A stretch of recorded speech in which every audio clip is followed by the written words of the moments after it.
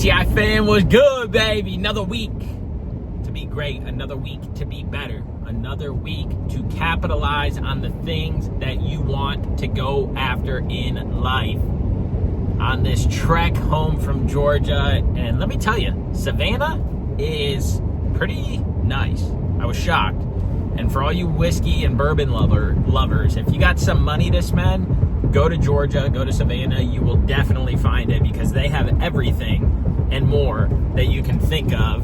Golly, is that bridge bumpy. They have everything and more that you can think of. But when your pockets are as small as mine, it's hard to pull that out and purchase some of those bottles, even though it would be great to have in the collection. But I always tell you guys, I have great conversations, this and that. Well, first and foremost, I want to say that it is okay to give yourself kudos. It is okay to give yourself credit. And it is okay to boost your own head when you do things good, when you follow through with things, when you stick to the things that you say you're going to do. And so I come on here and I preach a lot, I like to call it, or I say a lot of things that are aligning with goals and the things we're going after and how to stick with them and how to do this and that and how you should train your mindset. But like, I've been fucking doing what I'm saying that I'm gonna do. And I've been fucking putting in the work when I say I'm gonna put it in. And so what I mean by this is, as you guys know, travel sales. If you don't know, I do travel sales as my 9 to 5. And with that comes a lot of whining and dining and entertaining and, you know, just meeting people, mingling. And what better way to do that is than at a bar, at a restaurant, at an event. And then what else is better to add to that? A nice cold beer in your hand, a nice cold gin and tonic, or a nice bourbon with some steak and fine wine. It just depends on the evening. But it's never like, hey, distributor, let's go to the fucking park and go walk. Hey, distributor, let's get dinner without drinks. And that's not a bad thing. That's not what I'm saying. And it is fun and good to do that. But right now, I am following the guidelines of DTI 50. DTI 50 is a 50-day challenge. That challenge in there says no cheat meals. Except for every 2 weeks, you can have one cheat meal, not a cheat day. It says get your 10,000 steps daily. It says no alcohol. It says to meditate, cold shower, do visualization.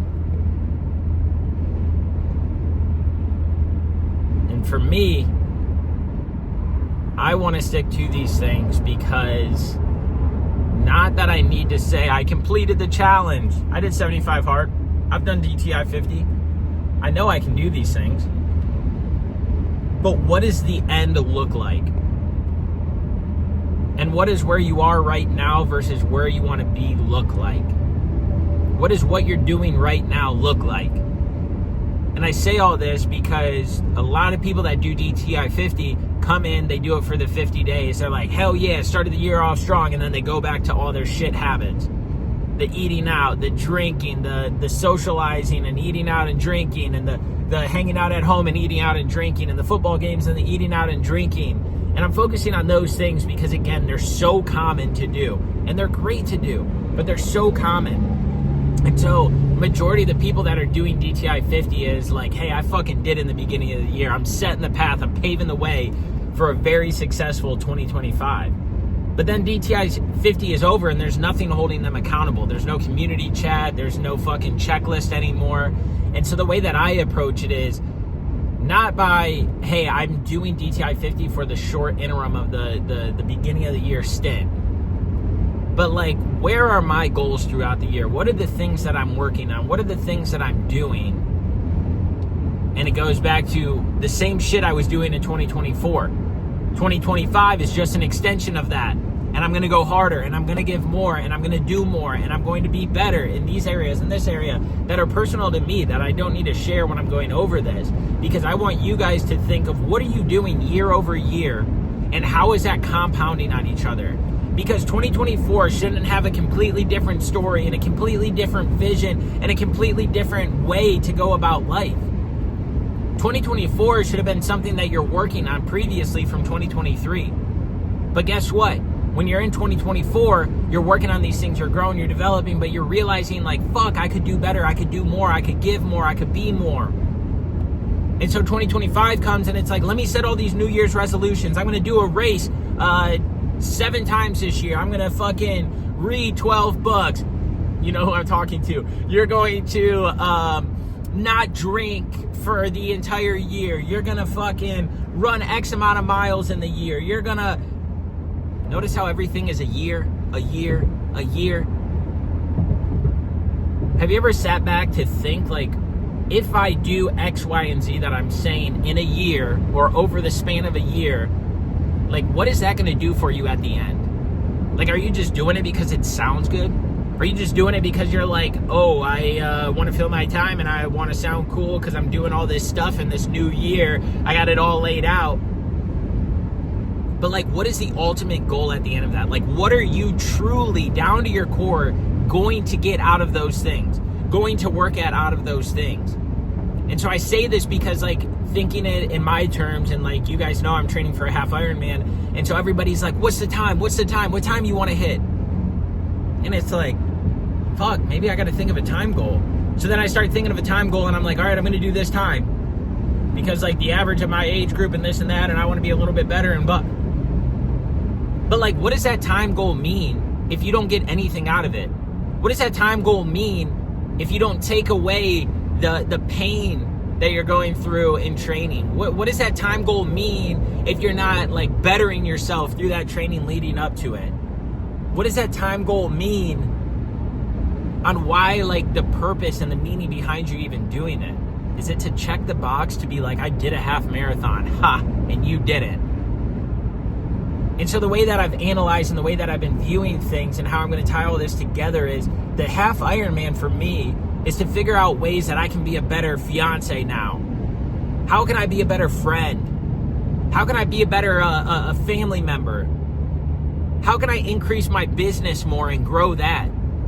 How can I be more for my clients that I'm training and that we're bringing on? How can I be more to build this community that I always wanted, that I've always dreamed about? How can I be a better business partner to Dylan? And this is all through training. And so the way I look at it is, I'm alone when I'm running. I'm alone when I'm on the bike. I'm alone when I'm swimming. I'm alone in this car. And it's very easy to get caught up on being so like, oh my God, my runs aren't this good, or oh my God, my bike wasn't this fast, or oh my God, like, I'm not meeting this metric in the pool. Fuck all that. Fuck all that. And fuck all your year-long goals and all these things you're going to do in 2025. Fuck that. What is the deeper meaning of why you're doing this, how you're doing it? Like, what are you trying to pull out of it? If it doesn't come back to like deeper meanings than just completing a time goal or to check these things off because other people aren't, then what is the purpose behind it? And so I look at things and I'm viewing things of not what can I check off, but like, what can I truly take out of it? When I don't want to go and do that fucking swim, what can I take out of it? How is it going to make me better in my relationship as a family member, towards my faith, towards my future? How? And so, like, to me, I'm thinking about it, I'm like, during that race, I just don't want to quit. I just don't want to give up. I want to be that guy that's running by somebody that stops and is like, hey, are you all right? Let's go. Let's push together for a little bit. I want to be that person that's on the bike like, fuck, this pain sucks, but there's other people going through the pain. But guess what? You know what's even more painful? Is the people watching that can't even do this. The people here that can't fucking have the ability, that don't have the ability to do this. And I'm going to sit here and I'm going to be like, I got to do it in this amount of time. To prove what? To prove to who? And so my mindset has completely shifted thanks to tribal training and the way that Ryan goes about, you know, making sure that we're finding the purpose and meaning behind things. And so when I talk about in the beginning, all these the year, what happens if something comes in your life, smacks you in the fucking face, and now you can't complete those things? Are you going to be depressed? Are you going to go down a dark hole? Are you going to fucking start eating like shit? Are you going to start drinking more? Are you just going to give up on everything?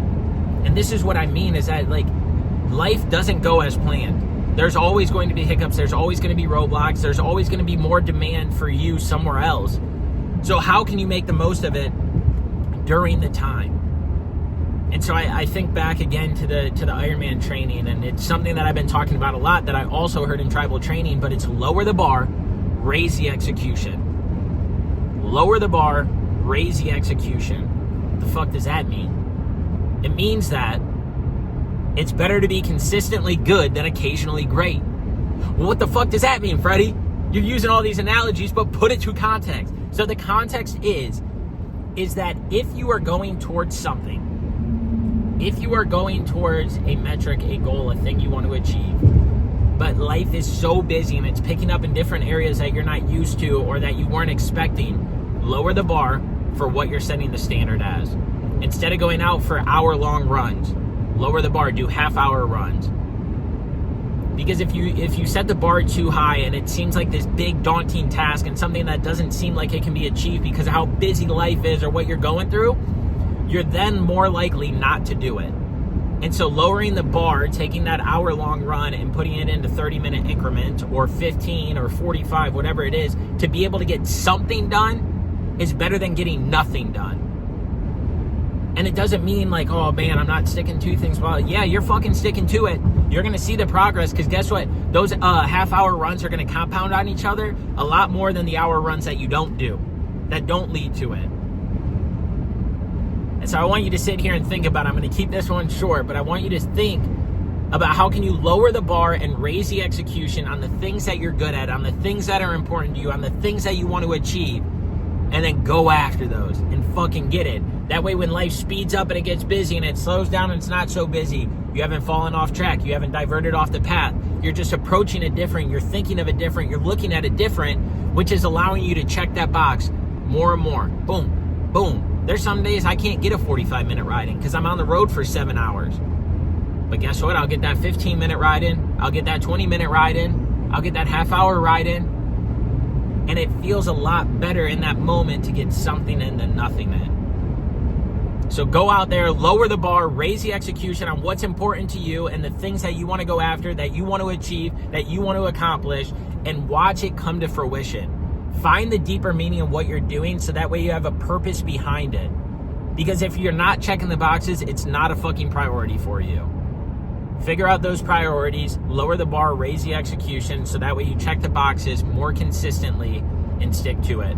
That's all I got for y'all this week. Have the desire to inspire. Go out there, kiss your mama. We say it on the podcast and I'm saying it here because life is good. The sun is shining. It's 75 and sunny right now. Much love to all y'all. Keep killing it out there. Lower the bar, raise the execution. It's on!